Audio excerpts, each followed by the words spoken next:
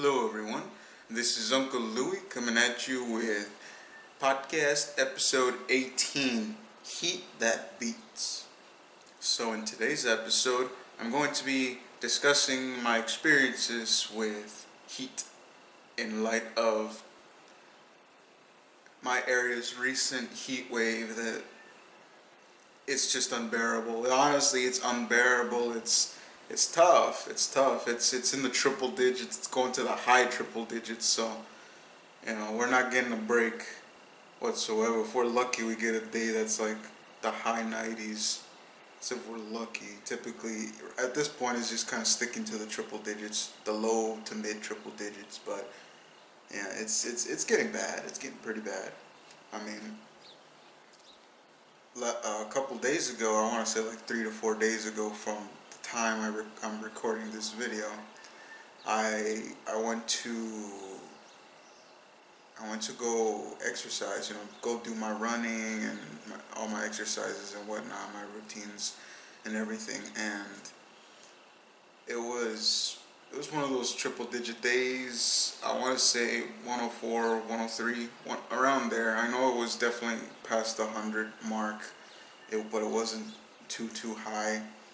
But yeah, it was like 103, 104, somewhere around there. But one aspect of my exercise regimen or my training, as I like to see it as, is about a 2.5 mile mix of running and jogging, you know, and that's, at least for me, that's the purpose for that, is just to get a good amount of cardio in, something to really get the blood flowing, just move on, just boil the blood a little bit, just to excuse me, keep being active.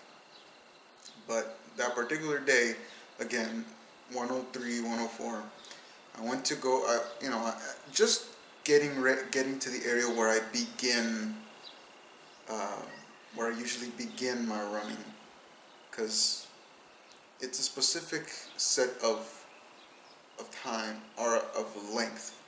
Like I have one particular place where I always start there, and I measured it. So from there to, from specific point A to specific point B, that's 2.5 miles, which is still a lot. I mean, 2.5 miles is 2.5 miles.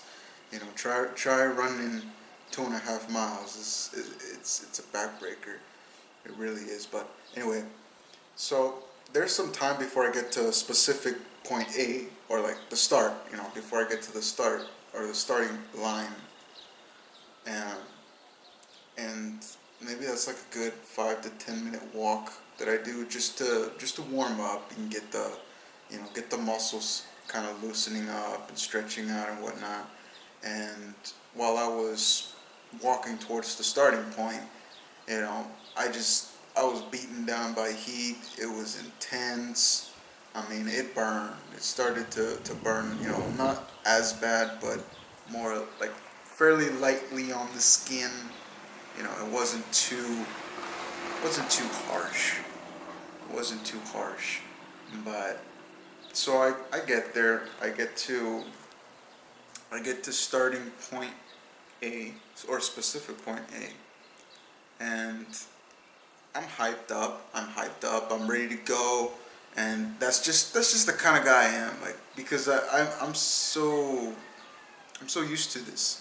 I've done all this running for a very long time, and my body just gets excited whenever, even when I first began, my body would always get excited over like the starting position and just thinking like, I'm about to start, I'm about to run, I'm about to go and go and go, and something about that just excites me. It gets me energized, it gets me feeling good. But and it was no different. I mean, I've run in both the cold, extreme cold, and the extreme heats. And in this case, since this episode is about the heat, we're sticking to the heat. But yes, it was insanely hot. I was out there. I was running 2.5 miles. For the most part, like 95% running, 5% jogging in certain parts that were a little bit, I I had to be more careful in certain parts that I go through on my route because some of them are a bit dangerous. But yeah, so 2.5 miles of running, and it takes its toll on you. I mean, it normally does, not as bad once you get used to it, but once the heat is out, even if, no matter how used you are to things, if there's extreme heat or extreme cold, a drastic difference in temperatures, it definitely sets a type of wall, a type of wall in where you're kind of pushed back. You can't put your full effort, or your full effort is not going to feel enough, even though you're not really doing a full effort, because those external factors like heat, cold, wind, rain, etc., that those factors are limiters. They're limiters. They try to limit you. They're obstacles really, but they try to limit you when it comes to what we're talking about, training and whatnot. So I mean, for me, it wasn't extremely difficult, but only because it's typically all hot in my area all year round, and I've just ran so much and so often for years already that I've gotten used to it. So for me, it doesn't hit me as bad, but that particular day, it kind of started to burn. I'm not gonna lie. Um, you know, beginning it was fairly simple. I didn't feel boiled. I didn't feel like I was boiling or anything, but it was simple. And halfway there, started to feel a little bit of the wear, but still going strong. My arms were definitely starting to burn a lot more though. I mean, you just imagine all of this, like, because I had a sleeveless shirt on. It was just more comfortable for me when I run. But yeah, it was like all the way up to here. Like, this was where the shirt came up, and everything from here to here down was just exposed. Typically kind of like this in a sense. But all this area and this area just burning. Not painful yet, mind you. I said yet, but yes, not yet. It didn't get to that point. It didn't get to that point yet, but so I'm moving along, and as I'm maybe in the last quarter, the last quarter of the total distance of that 2.5 miles, my eyes just start burning, and I mean really burning, like I got some sort of, I don't know, shampoo that burned my eyes or soap, just that's how it felt like. It hurt the eye a lot. It hurt my eye a lot. It just, everything started to burn. I thought, oh, maybe it's, it could be my sweat. I mean, but I know how my sweat feels, and it doesn't even come close to that kind of burn. Then I remembered something that I did prior to going to going outside and beginning my exercise and whatnot. I put on sunscreen because, as we all know, it's important when there's intense heat outside and you got those UV rays going on, extreme exposure level. You definitely need to put on sunscreen. It's highly recommend. I highly recommend it. I've only been doing that for about a year. Should have been doing it more often, but only barely the year, because I've started to feel the effects. It's just, well, it's not so much the bad effects. I mean, technically it would be short term, but it's just the burn. It's very uncomfortable. Then your skin starts to peel, and I don't know. It's just it's not very comfortable. At least not for me. So I, put on sunscreen before I left to go run, and everything felt fine. Everything, up until that last quarter of the distance, that it started, some of the sunscreen that I rubbed on my forehead and around my face, it just started to go into my eye, a lot of it, because of all the perspiring that I was doing, all the sweat. And I'll tell you, it really hurt. And not only did it burn the eye, but because the sun was, the UV UV rays from the sun were so intense, it actually burned my eyelid a bit. You know, nothing severe, but enough to actually be just a little bit swollen.